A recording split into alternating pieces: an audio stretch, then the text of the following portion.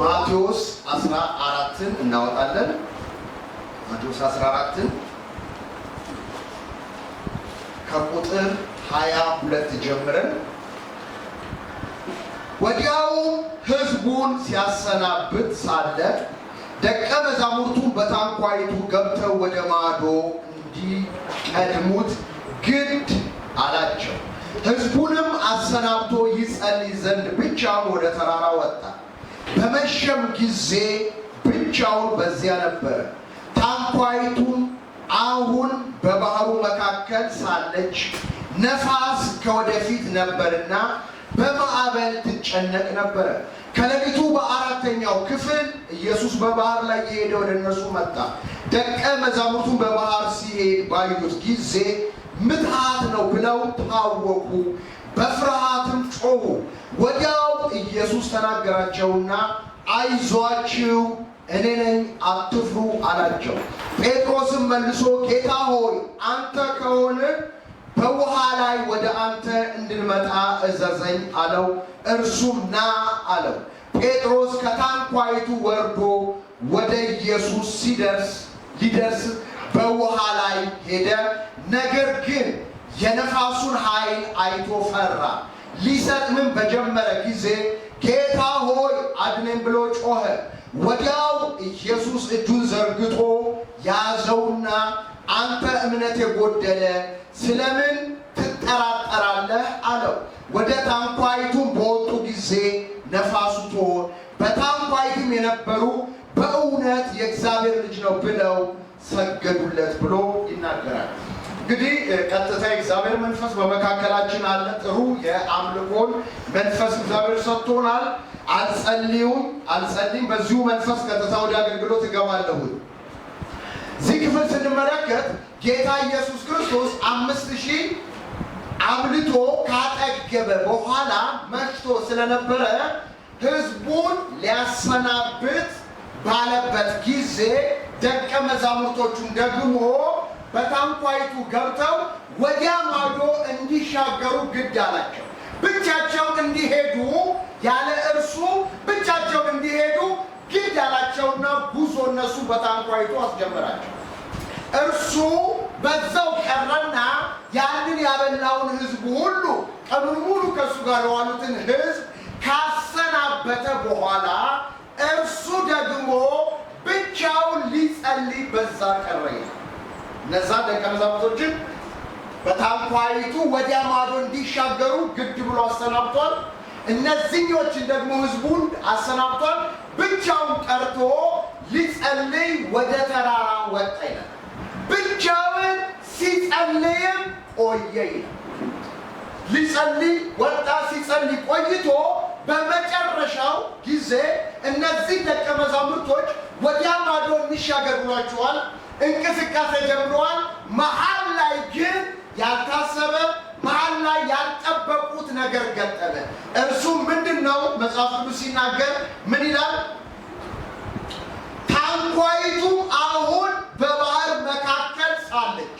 ተመልከቱ እንግዲህ ጌታ ካለበት ከጌንሳሬት የሚሄዱበት ጌርጌሶን ድረስ ባለው ባህር መሀል ላይ ሲደርሱ የገጠማቸው ምንድነው የሚለው? ቁጥር 24 ላይ ታንኳይቱ አሁን በባህር መካከል ሳለች ነፋስ ወደፊት ነበርና በማዕበል ትጨነቅ ነበር ይላል። አሁን መሀል ላይ ደርሰዋል። ወደፊት እንዳይሄዱ ከፊት ለፊታቸው ምን መጣ? ንፋስ መጣ። ንፋስ ደግሞ ምንን ያስነሳል? ማዕበልን ያስነሳል፣ ወጀብን ያስነሳል። ስለዚህ ከፊት ለፊታቸው ንፋስ ሲነሳ መርከቢቷ ወይንም ታንኳይቷ ትጨነቅ ነበረ። እነርሱ የሚጨናነቁ ነበረ። ግራ ተጋብተው እያሉ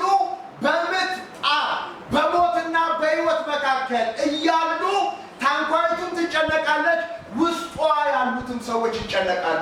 ጌታ ኢየሱስ ግን ወዲያ ማዶ እንዲሻገሩ ምን ብሏል? ግድ ብሏል። ተናግሮ ጌታ አንዳንድ ጊዜ ብቻችንን ያለን ይመስለናል። ወይንም ጌታ ከተናገረን በኋላ ነገሮች ስሙዝ ሆነ ወይንም መንገድ ቀና ሆነው አንሄድባቸው። የሚመጡ መንገጫገጮች ይኖራሉ። የሚመጡ ውጊያዎች ይኖራሉ። የሚመጡ ተጽዕኖዎች ይኖራሉ። ለምን? ጌታ ከተናገረ በኋላ ጠላት ያ የተናገረው ጌታ እንዳይፈጸምልን፣ ያ የተናገረው ነገር በሕይወታችን እንዳይከናወን ጠላት በተፈጥሮም ጠላት በሰዎችም ጠላት በልዩ ልዩ አይነት መንገድ ከተነገረልን ፍጻሜ እንዳንደርስ መሀል ላይ ስንደርስ ነገሮችን ምን ያደርግብናል? ያንቀሳቅስብናል። ተመልከቱ፣ ባህሩ መሀል ሲደርሱ ይላል ወደ ኋላ እንዳይመለሱ ጀምረው አይደለም፣ ወደፊት እንዳይጨርሱ ሊጨርሱ ሲላል መሀል ላይ ሲደርሱ ኃይለኛ የሆነ ማዕበል መጥቶ ታንኳይቱን አናወጣት ይላል። በአናውጣት በሚጮህበት ሰዓት ይልና ከሌሊቱ በአራተኛው ክፍል ኢየሱስ በባህር ላይ እየሄደ ወደ እነርሱ መጣ ይላል። እስቲ በደንብ አሜን በሉ። አያችሁ፣ አንዳንድ ጊዜ ጌታ አንተን ያስቀድምና በመንገድህ ላይ ጠላት ሲመጣ፣ አንተን ያስቀድምና በመንገድ ላይ ቻሌንጆች ሲመጡ፣ ተግዳሮቶች ሲመጡ፣ ፈተናዎች ሲመጡ፣ ወየው የሚያስብል ነገር ሲመጣ እምነትህን ወይንም በጌታ ላይ ያለ ጽናትህን እግዚአብሔር የተናገረው ቃል ላይ መቆምህን ወይንም አለመቆምህን በእግዚአብሔር መታመንን አለመታመንን ያውቅ ዘንድ እግዚአብሔር መሀል ላይ አይተውህም። መሀል ላይ ግን ጠላት ሲመጣ ዝም ብሎ ውስጥ ያለውን ጩኸት፣ ውስጥ ያለውን እምነት፣ ውስጥ ያለውን ምንነት ማወቅ ይፈልጋል። ስለዚህ ጮኸዋል። ታንኳይቱም ተጨናንቃለች። ጌታ በአራተኛው ክፍል አሜን በሉ። አይሁዶች ሌሊቱን በአራት ይከፍሉታል። ሶስት ሰዓት። ግሪኮች ደግሞ ሌሊቱን በ3 ሰዓት ይከፍሉታል። ስለዚህ በአራተኛው ክፍል ሲል ከ9 ሰዓት እስከ 12 ሰዓት ባለው ጊዜ ነው። ወይንም ከ8 ሰዓት እስከ 12 ሰዓት ባለው ጊዜ ነው። ኢየሱስም በውሃ ላይ እየተራመደ ይላል። እስቲ አሜን አሜን። ኧረ በደንብ በሉ። አይ ወየው ባልንበት ሂዱ ብሎ ግድ ብሏቸዋል።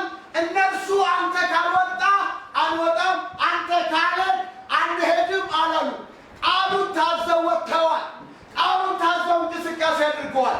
በእንቅስቃሴያቸው ግን ያስጨነቃቸው ያናወጣቸው ነገር መጣባቸው። ወየው እያሉ ሲጮሁ ኢየሱስ ግን ስባካችሁ አሜን በውሃው ላይ እየተራመደ አሜን ወደ እነርሱ ምን አደረገ ይላል? መጣ። እስቲ አሜን። ይኸውልህ በከበደ ነገር ላይ፣ ባስጨነቀ ነገር ላይ፣ በሚያስጮህ ነገር ላይ፣ ግራ በሚያጋባ ነገር ላይ የጠራ ጌታ፣ የመረጠ ጌታ፣ ቃል ያወጣልህ ጌታ ወየውን በደስታና በእልልታ ሊለውጥልህ ወደ አንተ ይመጣል።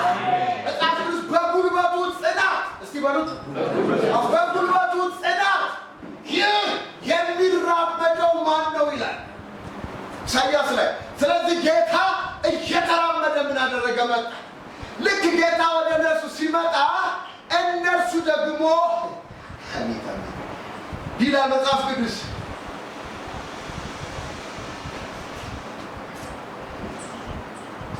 ወደ እነርሱ መጣ። ደቀ መዛሙርቱ በባህር ላይ ሲሄድ ባዩት ጊዜ ምትሃት ነው ብለው ታወኩ፣ በፍርሃትም ጮሁ።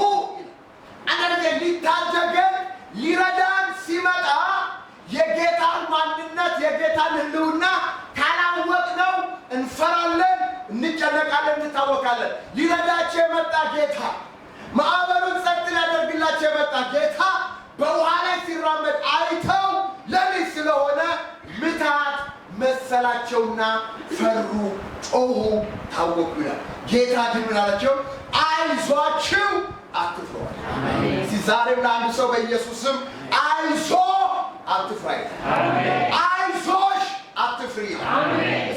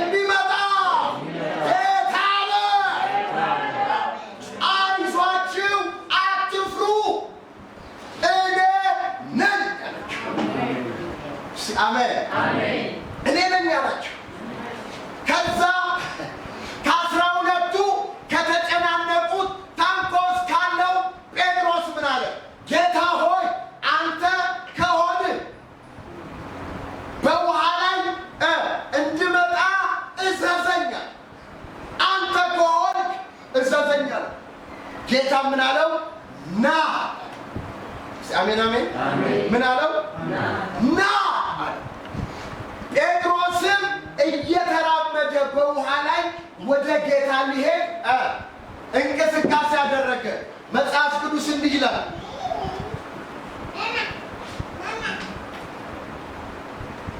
ጴጥሮስም በታንኳይቱ ወርዶ ወደ ኢየሱስ ሊደርስ በውሃ ላይ ሄደ። ነገር ግን የነፋሱን ኃይል አይቶ ፈራ። የምኑን? በሉልኝ። የነፋሱን ኃይል በውሃ ላይ ጌታ አዘዘው። ይሄ ከታንኳይቱ ወርዶ በውሃ ላይ መሄድ ጀምሯል። ጌታን ያየዋል። ነገር ግን የነፋስ ኃይል አይቶ ይላል። የምን? በሉልኝ። ለምንድን ነው የነፋስ ኃይል አይቶ የፈራው?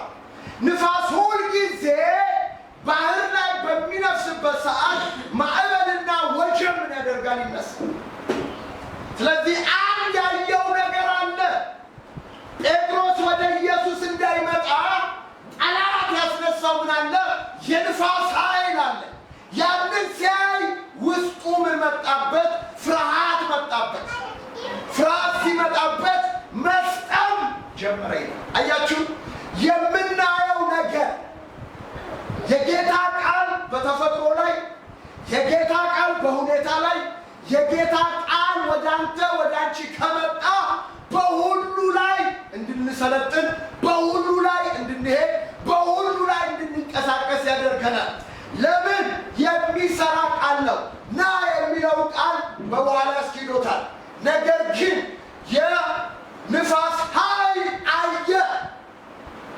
ከሰማው ከጌታ ቃል ይልቅ ካንቀሳቀሰው ከጌታ ቃል ይልቅ ያየው የንፋስ ኃይል ውስጡ ፍርሃት ሲጨምርበት የዛን ጊዜ መስጠም ጀመረ።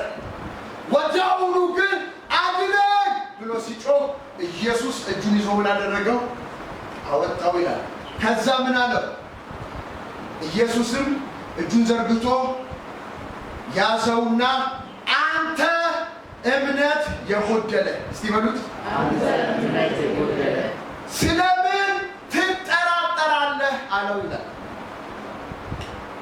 ርዕሴ የእምነት መጉደል ጥርጥርን ያመጣል። አንተ እምነት የጎደለ ና ስልህ ተንቀሳቅሰህ ነበረ። ቃሌን አምነህ በተፈጥሮ ላይ ተንቀሳቅሰህ ነበረ። ቃሌን ሰምተህ እምነት ፈጥሮልህ ነበር። ያ እምነት ደግሞ በተፈጥሮ ላይ እንድትንቀሳቀስ አድርጎሃል። ወደ እኔ እንድትመጣ አድርጎሃል። ነገር ግን የነፋሱን ኃይል አይተህ ስለፈራ ውስጥ ጥርጥር ገባ።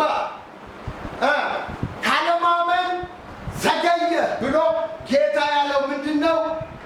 አንተ እምነት የጎደለ፣ እስቲ በሉት፣ አንተ እምነት የጎደለ ስለምን ተጠራጠርካል? አያችሁ፣ እምነት ሁልጊዜ ተቃራኒ የሆነ ነገር ምንድን ነው? ጥርጥር ነው። ምናልባት መጽሐፍ ቅዱስ 3 ቦታ ወይም ለክርስቲያኖች እንዳይጎድልብን የሚፈልገው እግዚአብሔር 3 ነገር አለ። የመጀመሪያው ጸጋ እንዲጎድልብን እግዚአብሔር አይፈልግም። ራዕይ 12 ላይ ምን ይላል? ለማናችሁም ጸጋ እንዳይጎድልባችሁ። ጸጋ ከጎደለባችሁ መራራ ስር በቅሎ ያስጨንቃችኋል፣ ሌላውንም ይበክላል ብሎ ስለ ኤሳው ይናገራል። ለማናችሁም ጸጋ አይጉደል ይላል። ጸጋ እንዲጎድልብን እግዚአብሔር አይፈልግም። ጸጋ ከጎደለብን የሚናገሩ 3 ነገሮች አሉ። ወደዛ ውስጥ አልገባም። ሁለተኛ እንዳይጎድልባችሁ የሚፈልገው እግዚአብሔር ጥበብ ነው። ያዕቆብ 1:6 ላይ ማንም ጥበብ የጎደለው ቢኖር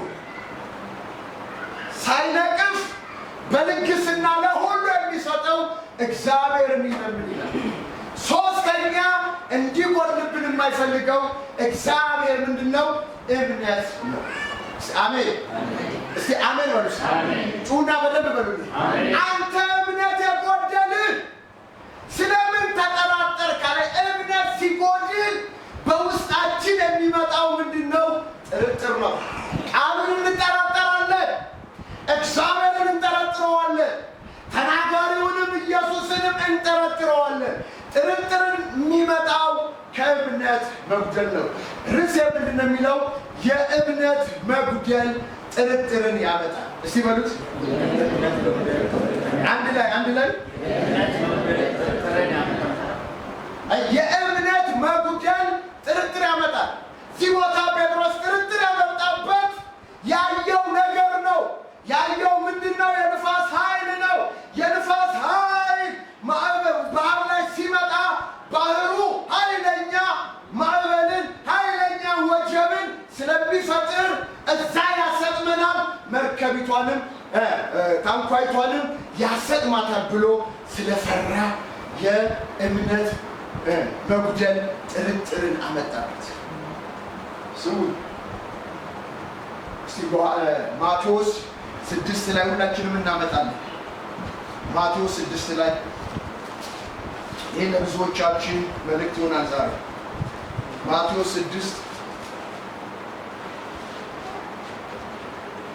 ከ25 የምትጽፉ ከ25 እስከ 33 ክርስቶስ ምን አለ? እዚህ ማቴዎስ ላይ ለሕዝቡ ሁሉ እንዳስተማረ ይናገራል። ሉቃስ ላይ ደግሞ ለደቀ መዛሙርቶቹ እንዳስተማረ ይናገራል። ምን አላቸው? ስለዚህ እላችኋለሁ ስለ ነፍሳችሁ በምትበሉት ነገር አትጨነቁ፣ ስለ ሰውነታችሁ በምትለብሱት ነገር አትጨነቁ አለ። ለምንድን ነው ጌታ ኢየሱስ ክርስቶስ ስለምትበሉት ስለምትጠጡት አትጨነቁ፣ ስለምትለብሱት አትጨነቁ ያለው? ለምንድን ነው? የሚበልጠው ነገርን እዛ ላይ ነው ፎከስ ማድረግ ያለባችሁ ማለቱ ነው። ለምሳሌ ከምግብ ነፍስ ይበልጣል፣ ከልብስም ሰውነት ይበልጣል። አይ የሚበልጥ ነገር እናንተ ጋር ካለ የሚያንሰው ነገር ወደ እናንተ ሊመጣ ግድ ነው አለ። የሚበልጠውን ነገር መጀመሪያ ያሳያችሁ። የሚበልጠውን ነገር ፈትናችሁ ታውቁ ዘንድ ይላል። እስቲ በሉት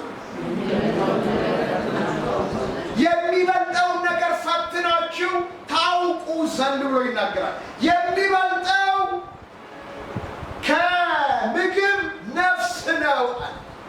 ነፍሴን የሰጠኋችሁ ነፍሳችሁን ላድን ነው፣ ነፍሳችሁን ላሳርፍ ነው። ማነ እናንተ ደከማችሁ ወደ እኔ ኑ እኔም ለነፍሳችሁ ረፍት እሰጣለኋል። ነፍሳችሁ ረፍት እንድታገኝ እኔ መጥቻለኋል። ስጋችሁን ልቀድሰው መቅደስ ላደርገው ወደ እናንተ መጥቻለሁ። ስጋችሁ ሰውነታችሁ ከእግዚአብሔር የተቀበላችሁት መቅደስ ነው ይላል። ከጎን ያለው ነፍስህን ሊያድን ኢየሱስ መጥቷል በሉት። ነፍስህን አሳርፏታል በሉት። ሰውነትን ሊቀድስልህ መቅደስ ሊያደርግህ ኢየሱስ መጥቷል በሉት። አያችሁ? የሚበልጠውን አሳያቸው። የሚበልጠውን ካሳያቸው በኋላ ሁለት ምሳሌ ሰጣቸው። የምንና የምንን? የወፍንና የምድረ በዳ አበባን ምሳሌ ሰጣቸው። የወፍን የሰጣቸው ምንድን ነው? የሰማይ ወፎችን ተመልከቷቸው እስቲ አለ። አይዘሩም፣ አያጭዱም፣ በጎተራ አይከቱም፣ የሰማይ አባታችሁ ይመግባቸዋል። አያችሁ? ወፎች ያለምንም ድካም ያለምንም ጥረት እኛ የምናሰጣውን እህልም ይሁን እኛ የምናሰጣውን ነገር ሁሉ ለነሱ ብፌ ሆነው ይበላሉ። ተመልከቷቸዋል። አይዘሩም፣ አያጭዱም፣ በጎተራ አይከቱም፣ የሰማይ አባታችሁ ይመግባቸዋል። ስለ ምግብ ከነፍስ ስለማይበልጠው ስለ ምግብ ይመግባቸዋል። ተመልከቷቸው ወፎችን። ስለ ልብስ ደግሞ ሰውነት ካለ ልብስ ያስፈልጋል። ስለዚህ ይበልጣል። እስቲ ስለ ልብስ ደግሞ ሰውነት ስለሚያደርገው ልብስ ደግሞ ላሳያችኋል። እስቲ የምድረ በዳ አበቦችን ተመልከቱ አለ። እግዚአብሔር ያስውባቸዋል፣ እግዚአብሔር ያስጌጣቸዋል። ጠንቅነ እግዚአብሔር ያስውባቸዋል፣ እግዚአብሔር ያስጌጣቸዋል። ሰለሞን እንኳን ንጉሥ ሆኖ እንደነዚህ ምድረ በዳ አበቦች እንደ አንዱም አልለበሰም። አይ ስለ ምግብ ከነፍስ አይበልጥም ስላለው ወፎችን ተመልከቱ ይመግባቸዋል። ስለ ልብስ ከሰውነት አይበልጥም ያለው የምድረ በዳ አበቦችን ተመልከቱ፣ ውበታቸውን ተመልከቱ፣ አባታቸው ያስጌጣቸዋል። ከዛ ቀጥሎ ያለው ምንድን ነው?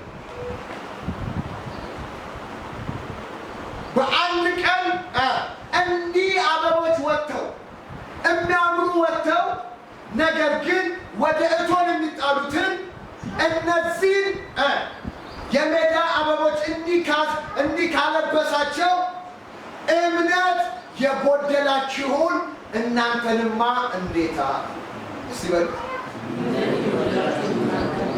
በሉት እስቲ አያችሁ። ለምንድን ነው እምነት የጎደላችሁ ያላቸው?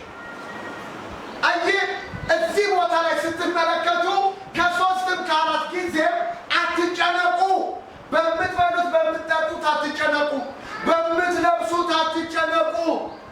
የሚያስጨንቃችሁ ከነፍስ የማይበልጥ መብል ነው፣ ከሰውነት የማይበልጥ ልብስ ነው የሚያስጨንቃችሁ። የሰማይ ወፎችን ተመልከቱ፣ የምድረ በዳ አበባን ተመልከቱ። አባታችሁ ነው የሚመግባቸው፣ አባታችሁ ነው የሚያስውባቸው። እናንተንማ እስቲ በሉት፣ ኧረ በሉት እስቲ እናንተንማ እምነት የጎደላችሁን አላቸው። ሰው የሚጨነቀው እምነት ሲጎድለው፣ እግዚአብሔር እንድንጨናነቅ አልጠራም። ከጎን ያለውን እግዚአብሔር እንድትጨናነቅ አልጠራም። ኧረ በደንብ በሉልኝ። የኢየሱስ ምንድነው? ትምህርት ነው፣ እኔ አይደለሁም። የእሱ ተከታዮችም ጴጥሮስ ምን አለ? በጊዜው ከፍ እንዲያደርጋችሁ ከኃይለኛው ከእግዚአብሔር እጅ በታች ራሳችሁን አዋርዱ፣ እርሱ ስለ እናንተ ያስባልና የሚያስጨንቃችሁን ሁሉ እስቲ በሉት፣ ድገሙት እስቲ፣ በእርሱ ላይ ጣሉት፣ እርሱ ስለ እናንተ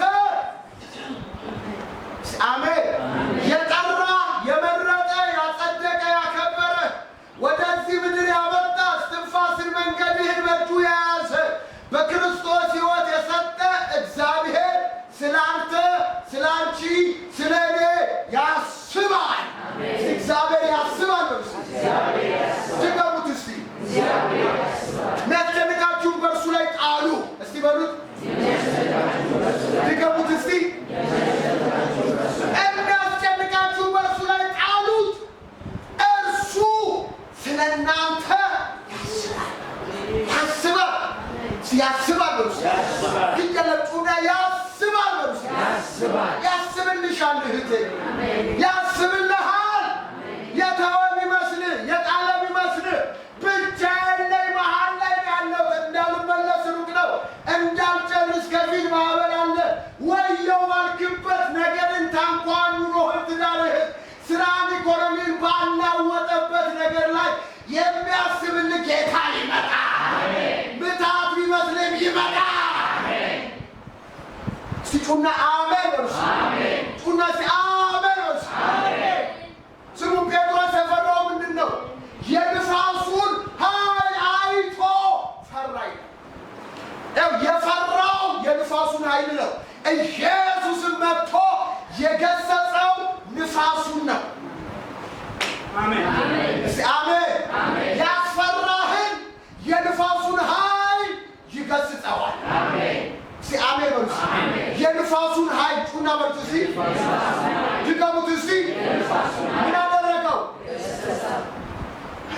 ከዛ ንፋስ ማዕበልን ያስነሳል። ማዕበሉ ጸጥ አለ። ምንጩን ዛሬ እግዚአብሔር ያደርቀዋል። ምንጩን ዛሬ ያደርቀዋል።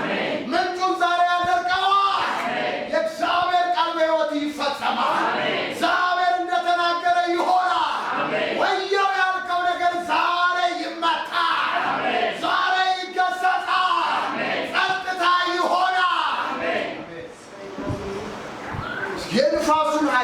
ጩና ወደ እስቲ የነፋሱን ኃይል ድገሙት እስቲ የነፋሱን ኃይል ምን አደረገው? ንፋስ ኃይል ሲኖረው የሚያስነሳው ማዕበልና ወጀብ ነው። የንፋሱ ኃይል ሲገሰጽ የተነሳው ማዕበልና ወጀብ ጸጥ ይላል። ስለ አንድ ሰው ጸጥታ ይሆናል። ጸጥታ ይሆናል። ሰላም ይሆናል። ነውጥ ይናወጣል። ይናወጣል። እስቲ አሜን በሉ። ያናወጠ ይናወጣል። ያስለቀሰ ይናወጣል። ያስጨነቀ ይናወጣል። ኢየሱስ ጌታ ነው። ኢየሱስ ጌታ ነው። ኢየሱስ ጌታ ነው። ወንድሜ ስላንተ ያስባል። ስላንተ ያስባል። አንተ ለልጅ ባልህ ለሚስት ሚስት ለባል እኛ ለልጆቻችን ለቤተሰቦቻችን ከምናስበው ይልቅ እሱም ያስበው ይበልጣል። ያስባል። አሜን በሉ። አዎ ኢየሱስ አትጨነቁ አለ። ጴጥሮስም የሚያስጨንቃችሁን ሁሉ እርሱ ላይ ጣለው። ጳውሎስ ምን አለ? ጌታ ቅርብ ነው። አሜን። የሌለ ቢመስል በሰከንድ ይመጣል። አሜን አሜን። በሰከንድ ይመጣል። መሀል ላይ ነን ብለህ ብትጮህም ይመጣል። እየተራመደ ይመጣል። በጉልበቱ ጽናት ይመጣል። ቀጥ ሊያደርገው ይመጣል። ይመጣል። ይመጣል። ጌታ በክብር ይመጣል። ሊታደግ ይመጣል። ሊረዳ ይመጣል። በር ሊከፍት ይመጣል። ቅርብ ነው ጌታ። እስቲ ጌታ ቅርብ ነው። ሩቅ ያለ የሚመስል ቅርብ ነው። አሜን። አሜን። ከስትንፋሳችን ይልቅ አሜን አሜን። ከምን ከስትንፋስ ይልቅ ቅርብ ነው። ከልብ ይልቅ ታላቅ ነው። ኢየሱስ ጌታ ሲጡና አሜን በሉ። ግድ የለም አሜን በሉ። ጌታ ቅርብ ነው። በጸሎት ከምስጋና ጋር ልመናችሁን አስታውቁ እንጂ በአንዳች አትጨነቁ። በስንት በሉልኝ በሉልኝ። በጤንነትህ፣ በገንዘብህ፣ በልጆችህ፣ በኑሮ በምንም አንተ የተጠራኸው ጌታ ቅርብ የሆነው እግዚአብሔርን በጸሎት ከምስጋና ጋር በነገር ሁሉ ምስጋናና ጸሎት እንድታቀርብ ነው። እግዚአብሔር የቅርብ አምላክ ነው። ኢየሱስ ጌታ ነው። የሚያስጨንቃችሁን ሁሉ በእርሱ ላይ እሱ ስለ እናንተ ኢየሱስ ጌታ ነው። ኢየሱስ ጌታ ነው። ኢየሱስ ጌታ ነው። በአንዳች አትጨነቁ። ስጩና በሉት እስኪ በአንዳች አትጨነቁ። እኔ አይደለሁም ያልኩት። አንተ የሚያስጨንቅህ በእሱ ላይ እንድትጥል ከእንደገና በአንዳች እንዳትጨነቅ። በአንዳች አልጨነቅም በሉት እስኪ በአንዳች አትጨነቁ። የሚያስጨንቃችሁን በእሱ ላይ ጣሉ። ሐዋርያቶች ኢየሱስ በምትበሉት በምትጠጡት በምትለብሱት አትጨነቁ። አትጨነቅ። ነፍስን ያዳንኩት ነፍስን የሰጠው እኔ ነኝ። ነፍስ ካለ መብል አለ። ነፍስ ካለ መብል አለ። ሰውነት ካለ ልብስ አለ። ሰውነት ከእግዚአብሔር የተቀበልከው የመንፈስ ቅዱስ ማደሪያ ስለሆነ እግዚአብሔር ማደሪያውን በክብር በሕልውናው በሞገስ በጸጋው በጤንነቱ በደስታ በረፍት ይሞላል። ኢየሱስ ጌታ ነው። የእግዚአብሔር መቅደሶች ውሃ የተሞሉ ናቸው ይላል። ኢየሱስ ጌታ ነው። መቅደስ ነህ። አሜን። መቅደስ ነህ። ሰውነትህ ከእግዚአብሔር የተቀበልከው ምንድነው? ማደሪያው ነህ።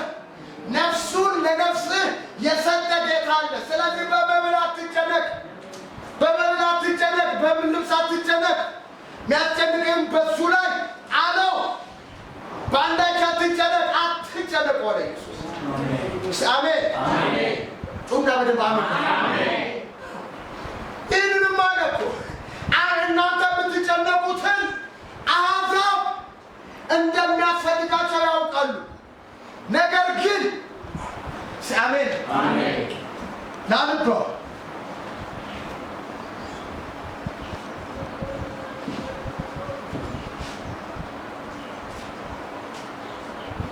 እንግዲህ ቁጥር 31 ላይ ምን አላቸው? ከዛ በፊት ግን እናንተ እምነት የጎደላችሁ እናንተንማ ይልቁን እንዴት አያለብሳችሁም? እንዴት አያበላችሁም ነው። ከዛስ እንግዲህ ምን እንበላለን? እስቲ በሉት። ምን እንጠጣለን? ምን እንለብሳለን ብላችሁ አትጨነቁ። ምን አትበሉ? ይህንን ሁሉ አሕዛብ ይፈልጋሉ። ይህ ሁሉ እንዲያስፈልጋችሁ የሰማይ አባታችሁ ያውቃል። ስለ አንቺ፣ ስለ አንተ፣ ስለ እኔ ማሰብ ብቻ አይደለም። እሱ ይህ እንደሚያስፈልግ ያውቃል። አሜን በሉ። በደንብ በሉ። ይኸውላችሁ አንዳንዴ እምነት እንዲሆንልን እግዚአብሔር ማወቅ የሚገባንን እንድናውቅ፣ በእሱ ላይ እንድንታመን፣ ወደ እሱ እንድንጮህ፣ ከእሱ ጋር እንድንጣበቅ፣ ከእሱ ጋር እንድንስማማ፣ ለእርሱ እንድንጨክን እግዚአብሔር ማለፍ በሚገባን ጎዳና ያሳልፈናል። ለምን? መራብን እንድታውቅ እንጂ ተርበህ ለዘላለም እንድትኖር አይደለም። መራብን አውቃለሁ፣ ከዛስ መጥገብንም አውቃለሁ፣ ማጣትን አውቃለሁ፣ ማግኘትንም አውቃለሁ። ኃይል በሚሰጠኝ በክርስቶስ ኢየሱስ ሁሉን እችላለሁ ወደሚል እምነት እንድትመጣ እስቲ በደንብ አሜን። እስቲ በደንብ አሜን። በደንብ ጩና እስቲ አሜን። እንድታውቅ ነው። ስለ እንዳላችሁ በልባችሁ ውስጥ ያለውን ቃል በልባችሁ ውስጥ ያለውን ቃል ታደርጉና አታደርጉ እንደሆነ እግዚአብሔር ያውቅ ዘንድ በምድረ በዳ 40 ዓመት የፈተናችሁን ያንን አስቡ አላቸው። በልባችን ውስጥ ያለውን ቃል መጠበቃችን አለመጠበቃችን ያውቅ ዘንድ እግዚአብሔር ያሳልፋል። እባቡና ጊንጡን ረግጦ ያሳለፈ ይላል። በእባቡና ጊንጡን ያሳለፈ፣ በምድረ በዳ ያሳለፈ፣ ምን ያሳለፈ ይላል። ከዛስ ያልቆፈራችሁበትን ደግሞ የውሃ ጉድጓድ ጠጣችሁ ይላችኋል። ያልተከላችሁትን ወይን በላችሁ ይላችኋል። ያልሰራችሁትን ቤት ተቀመጣችሁባችሁ ይላችኋል። ማለም በሚገባ መንገድ ያሳልፋል፣ መድረስ ወደሚገባ ቦታ ያደርሳል። እስቲ ጩሁ አሜን። ጻድቅ ሲራበሉ ሲጣል ዘሩ ሲለምን አላየንም። ይራራል፣ ያበድራል፣ ይሰጣል፣ ዘሩ በበረከት ይኖራል። እስቲ ዘሬ በሉ። እስቲ ግደለም አውጁ። ዘሬ በሉ። በበረከት ይኖራል። እስቲ ጩና አሜን። አይጥልህም፣ አይተውሽም። እስቲ አይጥለኝም በሉ። አይተወኝም በሉ። ጩና በሲ በደንብ መንፈስ መጥቷል። ጩና እስቲ አይጥለኝም በሉ። አይተወኝም በሉ። እኔ አይደለም ያልኳችሁ እሱ ነው። ዕብራውያን እሱ ራሱ ጩና በሉት። ጩና በሉት። እሱ ራሱ አልጥልህም ከቶም አልተውህም ብሎሃልና እግዚአብሔር አይጥልም። እግዚአብሔር አይተውም። ማለፍ በሚገባ ጎዳና ያሳልፋል፣ ወደ ክብር ያመጣል። ኢየሱስ ጌታ ነው። ኢየሱስ ጌታ ነው። ስለዚህ እምነት የጎደላችሁ እናንተንማ ከወፍ አስፈልጦ ይመግባችኋል። ከምድረ በዳ አበባ አስፈልጦ ያስውባችኋል። ምግብ ቢሆን አሕዛብ ይፈልጋሉ፣ ለእናንተንማ እንዴት አይለም። ስለዚህ እናንተ አስቀድማችሁ ጽድቁንና መንግስቱን ፈልጉ፣ ሌላ ሁሉ የሚለው ቅድም የዘረዘራቸው ኢየሱስ ልብስ፣ ምግብ፣ መጠጥ ምናምን ሌላው ይጨመራል። እስቲ አሜን። እምነት ምን ያላችሁ እምነት የጎደላችሁ ናችሁ። ስለዚህ ያመናችሁ እንጂ ያላመናችሁ አሉ። አሜን። እሺ በደንብ አሜን በሉ። አሜን። በደንብ አሜን በሉ። አሜን። የእምነት መጉደል ጥርጥር ያመጣል። ምን እበላለሁ ምን እጠጣለሁ ለምትጨነቅ ከሆነ እምነት ይጎልሃል። ከዛ ጥርጥር ትመጣለህ። ነገ ትላለህ ወንድሜ፣ ነገ በእግዚአብሔር እጅ። አሜን። እሺ አሜን በሉ። አሜን። ለነገ ክፋቱ ይበቃል። ዛሬን እግዚአብሔር በጣም ያቆማል። አሜን። እሺ አሜን። አሜን። እግዚአብሔር እኮ ለነገ እኮ አይደለም፣ ዕለት ዕለት ዛሬ የሚያስፈልጋቸውን ሁሉ ፍሬሽ የሆነ መና ይሰጣቸዋል። ይበላሉ። ነገን እግዚአብሔር ተስፋ ያደርጋል። አሜን። እስቲ አሜን። 40 ዓመት ሙሉ የሚያስፈልጋቸውን ሁሉ ከአፋቸው ላይ መናን አልከለከለም ይላል። እግራቸው አላበጠም፣ ጫማቸው አላረጀም ይላል። ኢየሱስ ጌታ ነው። የሚያስፈልግህን አቅርቦት ያመጣል። የሚያስፈልግሽን አቅርቦት ያዘጋጃል። ኢየሱስ ጌታ ነው።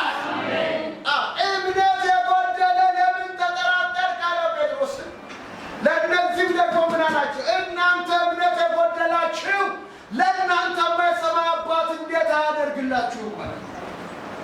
ውይ አሜን። የጥርጥር መንፈስ ይመታ። የእምነት ጉድለት በማመን ይሞላ። የእምነት ጉድለት በማመን ይሞላ።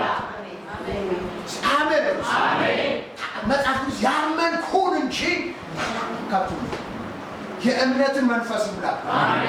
የጥርጥርን መንፈስ ይምታ። የእምነት መጉደልን እግዚአብሔር ይምታ። ይምታ ወርስ ይዋል ይምታ። ትገቡት እስቲ ይምታ። ከሕይወት ላይ ይምታ። ከቤትህ ላይ ይምታ።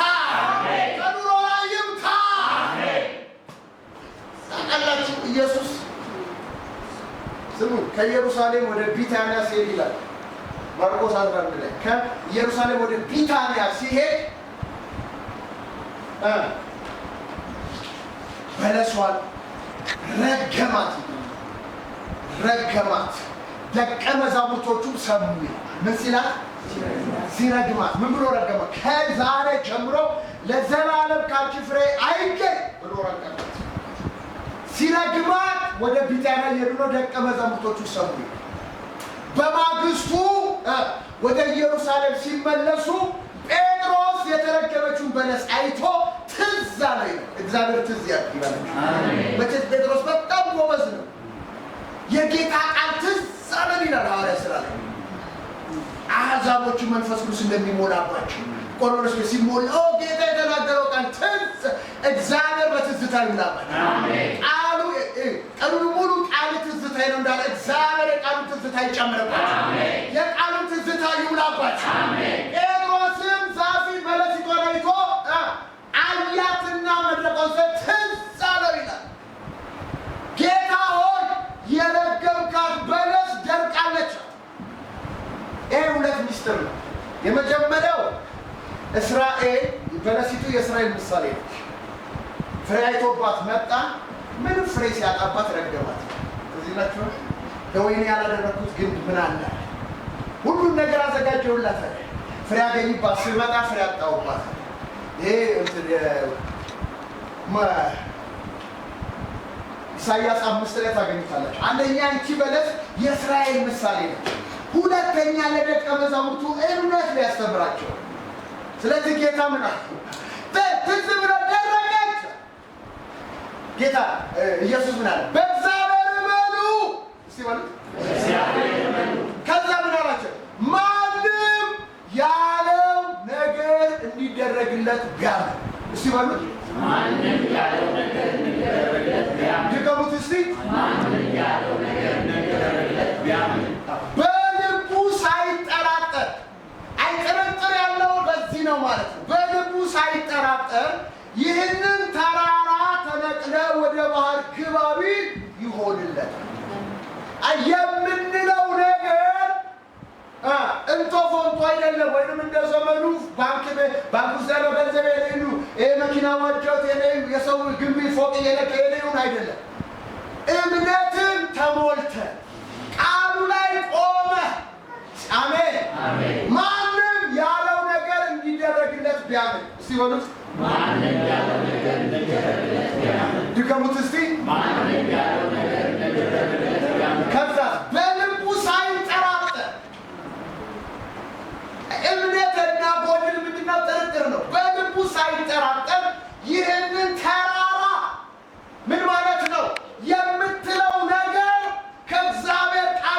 የሆነ ከኪዳኑ ውጪ የሆነ ከተስፋው ቃል ውጪ የሆነ ኢየሱስ ለአንተ ካደረገልህ ውጪ የሆነ ነገር ያ ምንድነው? ተራራ። ያ ምንድነው? ምንድነው?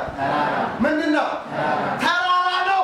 ስለዚህ ሂድ ብለህ ማባረር፣ አምነህ ካባረርከው ይባረራል፣ ይነቀል ካልከው ይነቀላል። እስቲ አሜን። እስቲ በደንብ አሜን በሉ። በደንብ በሉልኝ። አየህ፣ እምነታችን ተራራን ምን ያደርጋል? ያፈልሳል። አንደኛ ቆሮንቶስ 13 ላይ ምንድን ነው የሚለው? አየህ፣ በሰማያዊ ቋንቋ ብናገር በመላእክት ቋንቋ ብናገር አይደል ሰውነቴን ለመስጠት እንኳን ለሳት አሳልፌ ብሰጣል አይደል ይህንን ተራራ ተነቅለ ወደ ባህር ግባ የሚል እምነት እንኳን ቢኖረኝ ያለ እስቲ በሉት። ይህንን ተራራ ተነቅለ ወደ ባህር ግባ የሚል እምነት እንኳን ቢኖረኝ፣ ፍቅር ግን ከሌለኝ። አየህ፣ እምነት እንዲኖረን ያስፈልጋል። ምን አይነት? በሕይወት ያለ፣ በትዳር ያለ፣ በጤንነት ያለ፣ በነገሮች ያለ ተራራ ነው። ያንን ተራራ እስቲ አሜን። በዙሩባቤል ዘንድ እግዚአብሔር አናግሮታል። በአዲስ ኪዳን ተናግረዋል። እስቲ አሜን። በዙሩባቤል ያለ ተራራ ምንድነው? ደልዳላ ሜዳ ትሆናለህ አለው። ያ ተራራ ምንድነው? ዘሩባቤል ቤተ መቅደስ ሊሰራ ፈልጎ የከለከሉት ነገስታት ናቸው። ስለዚህ ተራራ ናቸው። እግዚአብሔር ዝቅ ይላል። በሕይወት የተገዳደረ ታላቅ ይሆናል ያለ ነገር ሁሉ ይመታል፣ ይነቀላል። እስቲ አሜን በሉ። ማንም እስቲ በሉት። ፓስተር የለ፣ ነብይ የለ፣ ማንም ያለው ነገር እንዲደረግለት ቢያምን በልቡ ሳይጠራጠር ይህንን ተራራ ተነቅለ ወደ ባህር ግባ ቢሉለት ነው። እስቲ አሜን። መጨረሻዎችን ቃል ተናግሬ ያዕቆብ ላይ ልጨርስ። ያዕቆብ 1:5 ላይ ምንድን ነው? ማንም ጥበብ የጎደለው ቢኖር በልግስና የሚሰጠውን እግዚአብሔርን ይለምን ይላል። ለእርሱም ይሰጠዋል። ከዛ ቀጥሎ ነገር ግን ሲበሉት በልቡ በምንም ሳይጠራጠር በእምነት ይለምናል። እስቲ በሉት። እስቲ በሉት። እስቲ የእምነት መጉደል ጥርጥር ነው ያመጣው። በልቡ ሳይጠራጠር የሚናገር ሰው ነው ተራራው የሚነሳለት። ጥበብ ለምኖ የሚያገኝ ሰው ነገር ግን ሳይጠራጠር በእምነት ቢለምን ይሆንለታል ይላል አይደል? ከዛ በኋላ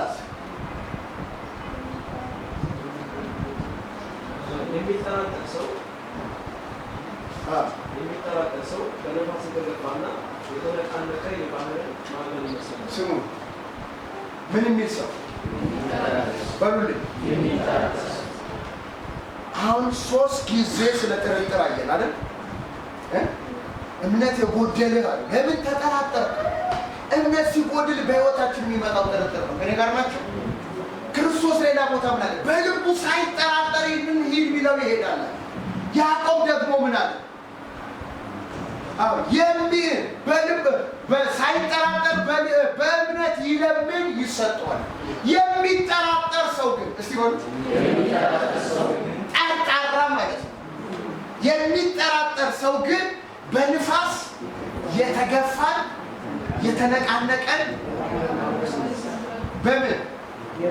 በምን የተገፋ? አይ ንፋስ ሲመጣ ምንን ይገፋዋል? በሉልኝ። ኖ ንፋስ ምንን ነው የሚገፋው? በሉልኝ። ባህርን ነው የሚገፋው። ተረዳችሁ? በንፋስ የተገፋና የተነቃነቀ ማዕበልን ይመስላል። አይ ንፋስ ሲነፍስ ምንን ነው የሚመጣው? ባህር። ትዝ ይላችኋል ጳውሎስ ይሄ መንገድ ጥፋት አለው አይደል? ምን አለ? ጥፋት አለው አለ። እሱ በመንፈሳዊ ዓለም አይቶታል። ያው መቶ አለቃው የሚያምነው አለ። ከዛ ቀጥሎ ምን ይላል? ልከኛ አይደል የደቡብ ንፋስ በነፈሰ እስቲ በሉ እንዳሰቡ የሆነ መሰላቸው። መንገዳቸው ቀና መሰላቸው። ለምን? ልከኛ የደቡብ ንፋስ እዚህ ነፍሱ። ስለዚህ እንዳሰቡት መስሏቸው ይሄ ትንሽ ሲሄዱ አውራቂስ የሚባል ንፋስ መጣና ምኑን አናወጠው? ባህሩ ሲያናውጠው መርከቢቷ ምን አደረጋት? ወዲህ ሲያላጋጥ ምን አለ? ለቃው ተነዱት። ያለ መሪ ተነዱ። ንፋስ ይነዳቸው ጀመረ። እዚህ ቦታ የሚለን እንደዚሁ ነው። ከነገርናችሁ ቃሌ መንፈስ የሳይሆን የሚነዳችሁ ጥርጥራችሁ ይነዳችኋል። አይ የሚጠራጠር ሰው እስቲ በሉ ሳይጠራጠር በእምነት ይለምን ይላል። የትኛውንም ነገር በእምነት እንድትለምን፣ የትኛውንም ነገር አምነህ ተራራው እንዲነቀል፣ የትኛውንም ነገር ሲመጣ ቃሉ ላይ እንድትቆም እንደ ጴጥሮስ የትኛው ነገር ስትለምን ሳትጠራጠር በእምነት እንድትለምን። የምትጠራጠር ከሆነ ግን ይልና በንፋስ እንደሚገፋ እንደሚነቃነቅ የባህር ማዕበል ይመስላል።